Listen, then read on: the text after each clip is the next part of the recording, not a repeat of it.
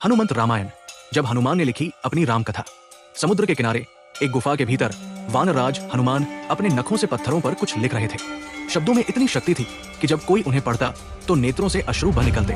ये कोई साधारण लेखन नहीं था, ये राम कथा थी, स्वयं हनुमान द्वारा लिखी गई हनुमंत रामायण। भगवान शिव के आदेश पर हनुमान जी ने इसे लिखा था।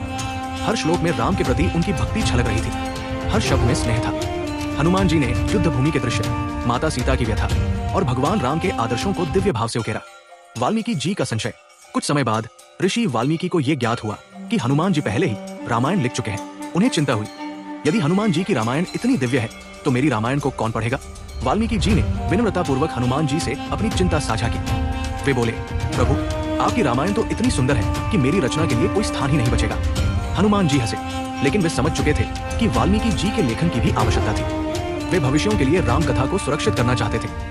हनुमंत रामायण का बलिदान। बिना किसी अहंकार के हनुमान जी ने अपनी संपूर्ण रचना उठाई और समुद्र की ओर बढ़े। फिर एक गहरे निश्वास के साथ उन्होंने अपनी रामायण को समुद्र में प्रवाहित कर दिया। वाल्मीकि जी स्तब्ध थे। उन्होंने कहा, प्रभु, आपकी रचना अमर थी, फिर भी आपने इसे नष्ट कर दिया। हनुमान मुस्कुराए और बोले, मेरा कार्य लेखनी नहीं, भक्ति है। जब भी कोई भक्त प्रेम से राम का नाम लेगा, वही मेरी रामायण होगी। ये कहकर उन्होंने श्री राम का स्मरण किया और अंतर्धान हो गए। अंत में आज हम वाल्मीकि रामायण पढ़ते हैं, परंतु कहते हैं कि समुद्र की गहराइयों में कहीं हनुमंत रामायण अब भी सुरक्षित है। जब सच्चा भक्त जन्म लेगा तो वो जल से प्रकट होगी और दुनिया उसे पढ़ेगी। जय श्री राम।